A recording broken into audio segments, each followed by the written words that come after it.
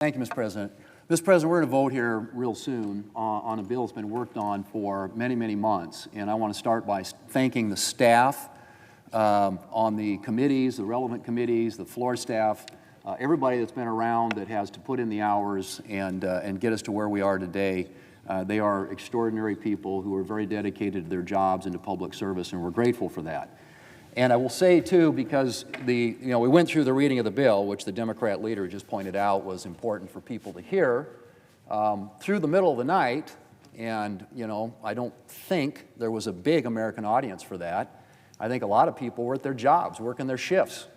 People like nurses and firefighters who are going to benefit under this bill. To think that they were sitting there in their jobs watching the bill be read on the floor for endless hours in the middle of the night, I'm not sure what that achieved, but I'll tell you what the senator said, the Democrat leader, back in 2021, when a Republican senator required that to be done. He said this, and I quote, "It will accomplish little more than a few sore throats for the Senate clerks who work very hard day in, day out to help the Senate function," end quote. And those clerks are here today, and one of the reasons that we tried to give them a break last night is because they had to stay here the night before to read through the bill. In the dead of the night, nobody watching, but they did it. So hopefully they got a little bit of rest last night so we can start this off. Mr. President, the Tax Cuts and Jobs Act was one of the most successful economic policy pieces of legislation in history, and the data bears it out.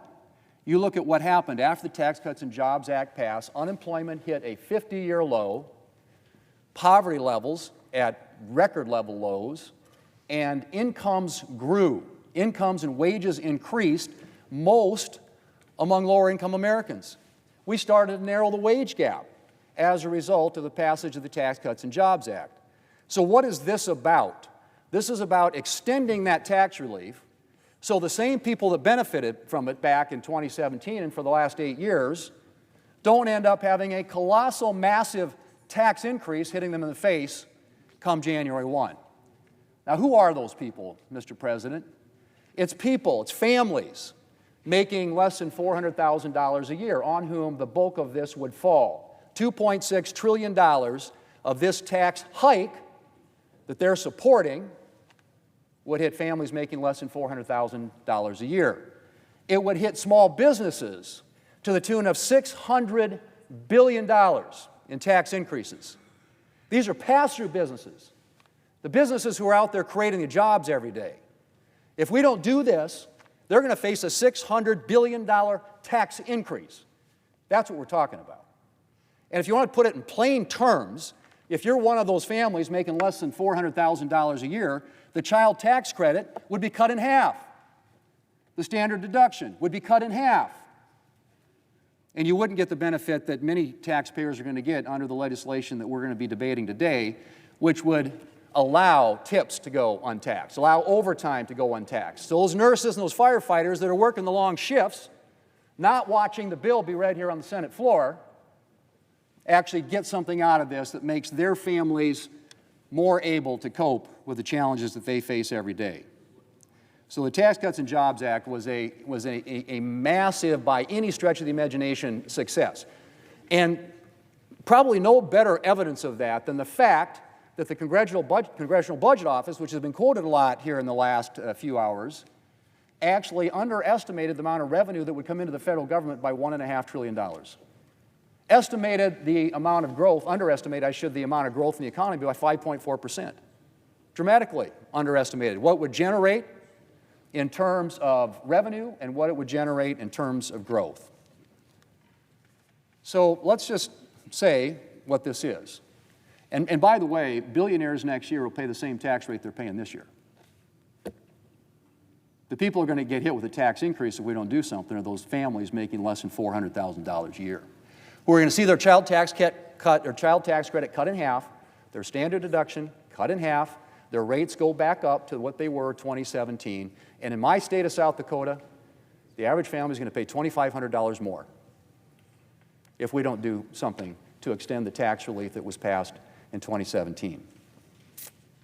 Now, the other thing that Democrat leader got and talked about is oh, they're going to be cutting Medicaid. Mr. President, there are a lot of government programs that haven't been looked at in a long time. We all acknowledge that 75% now of federal spending is what we call mandatory spending, entitlement programs, things that Congress doesn't annually appropriate for. And it continues to grow at an uncontrollable rate. In fact, the growth in the rate of Medicaid spending in the last 5 years has been 50%. That's not sustainable. We know that's not sustainable.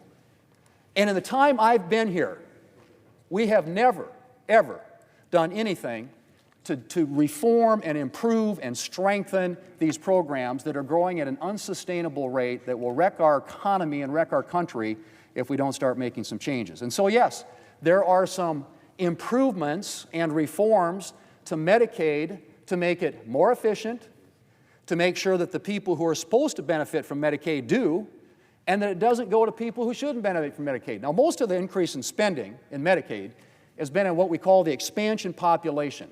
And that's the number of people out there for whom states get a 90% reimbursement from the federal government. And so that has grown dramatically. And what does that represent?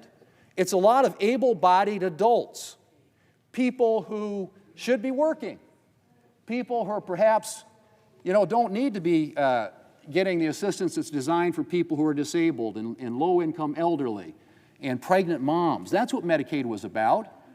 And states have, with the federal government, a partnership shared for the years at a traditional rate. The expansion population is 90% paid for by the federal taxpayers. And so what do states do? They game the system to get more federal money. They add more people to the rolls. And so you have people on the rolls today who are here illegally, you have people on the rolls here today who are not eligible for this program, and you have people here today for whom there is, in that program, for whom there's no work requirement. And so what this does, it makes some reforms, one of which includes work requirements. I don't think that's a novel concept. It certainly isn't a concept that I think most Americans would disagree with. In fact, it was a Democrat president. Back in the 1990s, there was something called welfare reform. Bill Clinton, a Democrat president, proposed work requirements for welfare recipients. And you want to know something? The work requirements in the Welfare Reform Act passed back in 1996 and signed into law by Democrat President Bill Clinton had stronger work requirements that are included in this bill. Stronger work requirements in a bill passed, signed into law by a Democrat president than what's in this bill, and proposed, I might add, by a Democrat president. So that's one of the reforms that we're making. And these are reforms, Mr. President, are going to make this program stronger, more effective, more efficient, improve it in a way that it gets the assistance to the people for whom it was intended and not to people who are gaming the system. And yes, we address the issue of provider taxes, which has been abused. No question about it. It's another way to leverage federal money, get more federal money into the state coffers, and the states have used it for things not just to cover people, but also for other reasons. And you like states like New York and California who've gamed the system. So the whole issue of what we're doing with the Medicaid program is to get rid of the waste, fraud, and abuse, make it work in the way in which it was intended to cover the people for whom it was intended, and to make sure that we have work requirements included there. To the current policy baseline. Everybody got up last night and they were clamoring and yelling very animated speeches about how the Republicans they're using a current policy baseline. How could they ever do that? Well, you know what? Back in 2012, President Obama, and one of the people who was working for him at the time, named Jeff Zients, used the current policy baseline to make permanent the Bush tax cuts. And the way he described it, Jeff Zients described it at the time, he called it the alternative fiscal scenario. That's how they explained to the American people. And then he translated it and said what it is, it's a current policy baseline. So the Democrats have used this before. In fact, they you could argue, pioneered it. But current policy baseline is something that's been used by both sides. So it's a little, spare me the hypocrisy and the noise about current policy baseline. Alternative fiscal scenario, he called it, and then he went on to explain current policy baseline. Finally, with regard to the issue of the deficits, it is rich to hear Democrats all of a sudden concerned about debt and deficits. Really? I mean, I've been here a long time, and I've not been involved in a single spending debate and fight in which Republicans were trying to spend less and Democrats were trying to spend more, with one exception, and that's national security. Democrats are always willing to cut defense, but never want to cut anywhere else. That's my experience. And I think it was borne out a couple of years ago when Democrats had then what we have now, which is unified control of the government. They had House, Senate, and White House, and so they had an opportunity to use reconciliation, which they did twice. One of the bills cost $2 trillion. The other bill cost $1 trillion. And it was all spending. And that, ladies and gentlemen, is a fundamental difference between us here. And I understand that. We have different views about the role of government. Democrats like government. And one of the things we know about government is when you send money to Washington, money is power. And when you send money to Washington from the American taxpayers, that means Washington has more power. It has more control. And Republicans fundamentally have believed that it's better if you allow the American people to keep their own money, that you distribute power out of Washington, D.C., back to state and local governments who are closer to the people and can make better decisions that are more informed by what's actually happened in their individual states. And so when we use reconciliation to keep taxes low, and by the way, that's all we are doing here is extending current tax policy.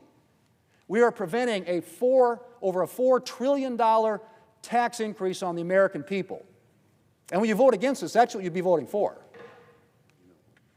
Now, a good example of this spending issue was the 2011 Budget Control Act, in which, authored by a number of people, including Senator McConnell, they created a super committee, equally represented on both sides of the aisle. And they met for a long time to try and come up with some ways that we could come up with ways to reform entitlement programs. And of course, what happened? They deadlocked, because every Democrat voted against it, every Republican voted for it, and it even included some revenue increases, which is something Democrats are always for. So getting up and talking about deficits all of a sudden, honestly, is kind of mind-blowing coming from this side of the aisle. What we are doing here is extending existing tax policy, using a current policy baseline which was used by the Democrats, President Obama, Jeff Zients, no less than a little more than 10 years ago.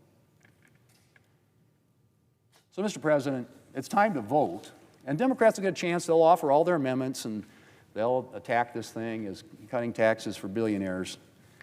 What we are doing here is extending tax relief for the American people, keeping their rates low, making sure they don't have their child tax credit cut in half, their standard deduction cut in half, including new provisions that provide more relief for working Americans, which is what President Trump campaigned on. No tax on tips, no tax on overtime, lower taxes for seniors, for Social Security recipients. These are all targeted at working Americans, working families. That is, first and foremost, about what this is about. This, Mr. President, will make this country safer, stronger, and more prosperous. It addresses military modernization. It addresses securing our border. It addresses restoring energy dominance.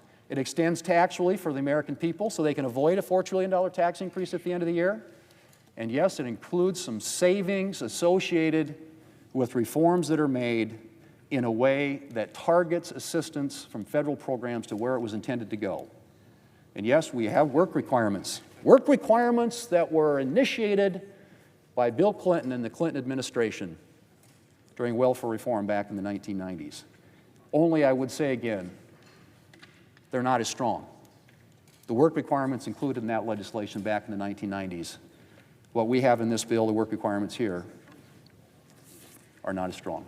Mr. President, let's vote. This is good for America. This is good for the American people. It's good for working families. And it's been a long debate.